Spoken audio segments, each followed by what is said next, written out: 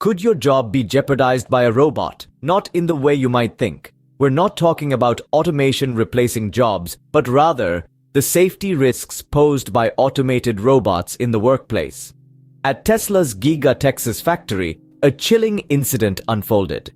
An engineer was attacked by a robot designed to handle car parts. The worker suffered injuries including lacerations and an open wound on the hand. This incident, reported in 2021 to local and federal regulators, has cast a long shadow over the safety of automated factories.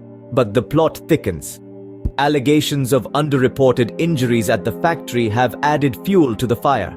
The death of a construction worker and several other undisclosed injuries have been left out of Tesla's reports, according to some workers.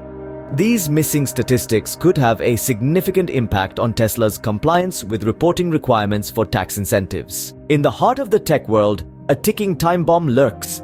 This looming threat is none other than the factory's injury rate. Reports are starting to unravel a chilling narrative. Tesla's Giga, Texas plant reportedly has a higher rate of accidents and more severe injuries compared to other facilities within the auto industry. It could be surmised that during the factory's exceedingly swift construction phase, safety measures may have been sacrificed on the altar of efficiency, leading to a disconcerting sharp spike in the injury rate among the factory workers. Moreover, this is not the first time Tesla has faced criticism for its handling of on-the-job accidents. The company has been accused of misclassifying accidents and injuries, possibly to sidestep regulatory scrutiny.